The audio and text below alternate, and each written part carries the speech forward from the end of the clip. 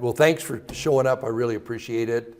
You're all aware that we, last Monday, we presented the State of the State as per the Idaho Constitution. And the theme of it was, as you can see up here, was keeping promises.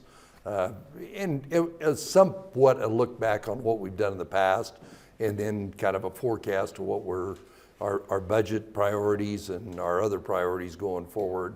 Always continued investment in education. We've increased education spending by 80% since I got this job. And we're proposing $150 million in new investments for this session of the legislature, with $50 million of that being available for things that we've been talking to the legislature about, like literacy, rural school funding for rural schools. Those are the things, and behavioral or mental health. Those are the things that we're negotiating right now with our legislative partners.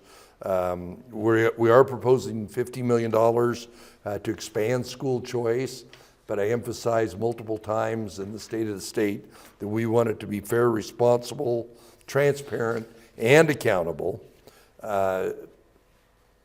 Next to that was what we're doing in career technical training, which ties on to our launch funding that we did last year that's been wildly successful.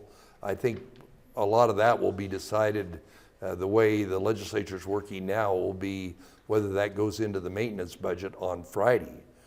So literally Friday, that the existing launch proposal will be up to determine, and I have every reason to expect it will be, but what we're proposing is $25 million in new money.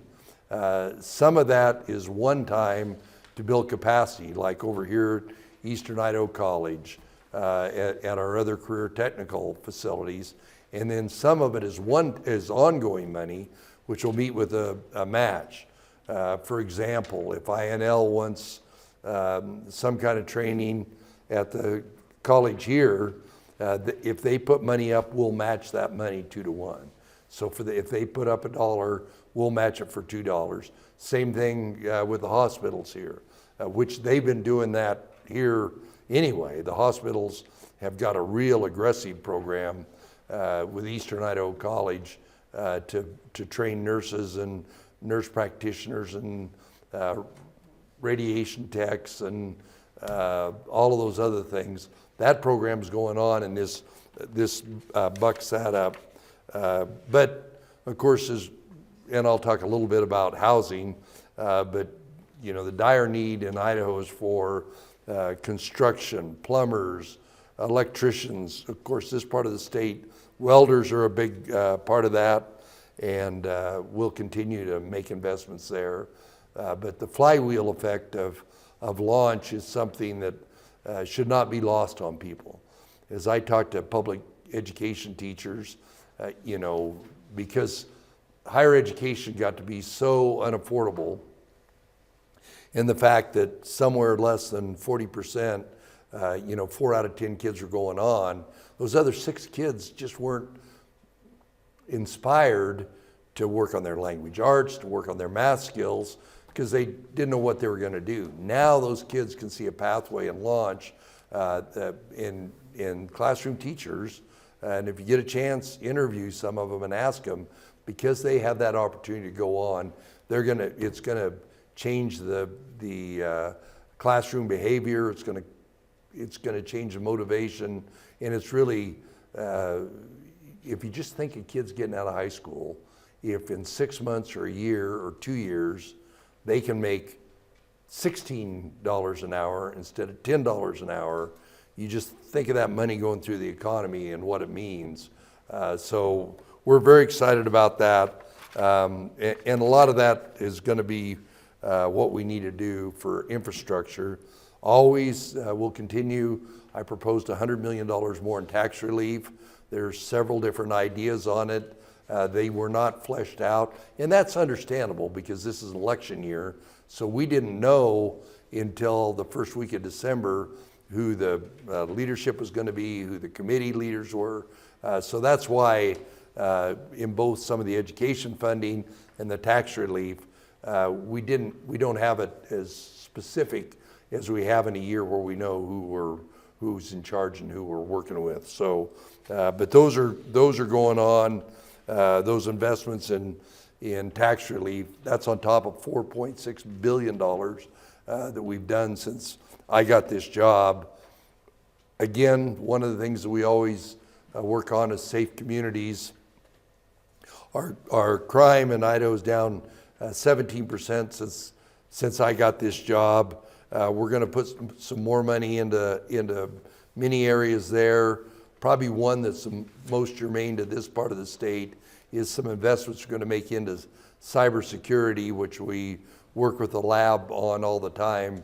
The number of threats, and of course that's to state government, that's to our institutions of higher learning, but also to water systems, sewer systems, fill in the blank. There's a lot of threats there. We want to make sure that our hardware, our software, and most importantly, our training is up to where we reduce the surface area for nefarious people. And when I say nefarious people, there's prima facie evidence. It's all enemy states. When I first started doing cybersecurity for Governor Otter, that was not the case. The case now is that our enemies, whether they be Chinese or Korean or North Korean or Iran or Russia, that's where the threat is. And that's why it's so helpful for the state to have the incredible expertise we do out here at the lab to help us deal with that going forward. In the infrastructure area, we're gonna, matter of fact, I think tomorrow, maybe today, there's a bill being RS up that meets part of my recommendation about more money into TECM, which is for, Pocatello, that project there is that's taken place on I-15. That's $400 million project.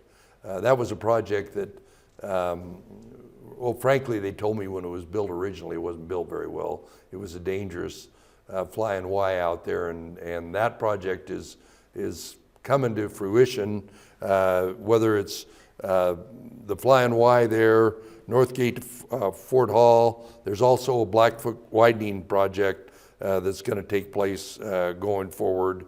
That's in the Pocatello Blackfoot area. From here north, there's $52 million from Idaho Falls to the Montana line.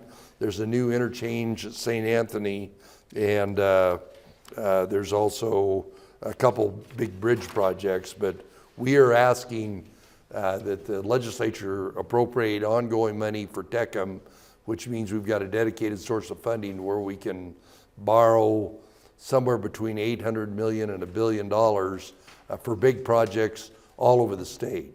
This part of the state is probably, $750 million. That's on top of our existing TECM. It's probably the same thing for North Idaho. So those are very, very critical projects for the fastest growing state, to where we can keep our residents safe and facilitate commerce and congestion. Housing, we put, with my legislative partners, we put $50 million in a couple years ago.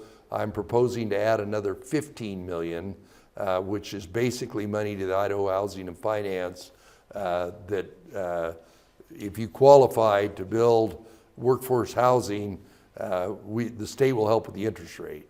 As we all know, mortgage rates and interest rates are really high, and so we help finance that. But all the other things we're doing in that area, and we're actually going to have another initiative that probably within the next month we're going to announce in conjunction with our legislative partners about what we're doing to facilitate local planning and zoning to get houses through the process faster. Probably one of the most critical things for meeting the housing demand is that skilled labor. plumbers, electricians, contractors. Those are the things that, our friends in California, they're going to have that problem on steroids down there. And in fact, I've listened to Governor Newsom, and he's talking about doing what we've been doing for years here to facilitate reduced regulatory friction. It is so built into the California economy that he's going to have a hard job. It's going to be a lot easier for us because it's our normal way of operating. How do we reduce friction?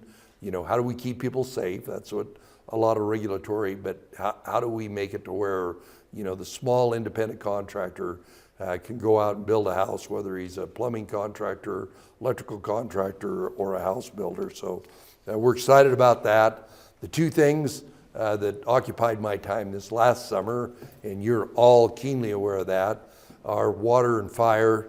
I thank during the State of the State, Jeff Raybould, chairman of the Water Board, from right over here, and Scott Bedke for all the work they did. They made a lot of road trips to Pocatello and to Idaho Falls. I made a zillion phone calls. Tonight's the Idaho Water Users banquet, and I'll be there when I get back. All told, the satisfaction level with the compared to the amount of acrimony that existed 6 months ago, is amazing to me. Well, I guess about 7 months ago. But the fact that I put a timeline on, asked the parties to get together and come up with a solution, and we did it early enough to where whether you're a farmer, whether you're a food processor, whether you're a retailer that sells to farmers, you have security. You know what's going to, what the future's going to be. That was a great agreement. We're putting another $30 million in ongoing into water projects. A lot of that will be diversions and recharge for this part of the community to continue to recover our precious aquifer here in this part of the state. I'm very pleased with what's taken place there. On the fire side, I'm asking to refill our fire suppression fund, which is about $60 million, because we spent most of it this year, not all of it. But in Idaho, we have cash in the bank when there's a fire. I don't know if you saw in Oregon, they had to have a special session. They're the people that contracted aircraft, crews, they wouldn't get paid until Oregon had a special session. California, they basically don't have the money set aside like we do. We're unique in that we're one of the states that we set the money aside early. And one of the best reasons to do that is you can imagine if you're a airplane, a retardant contractor, or a helicopter contractor, and you go to make a deal with the state and they've got the money and they can sign the contract and they're there, we're in another state, well, we're not sure when we're gonna get paid. We're gonna be a preferred vendor because all the states and the federal government compete for these very sophisticated airdrop facilities. That is the right thing to do. We added money to wildland firefighter wages, and we stood up in the Cottonwood out here.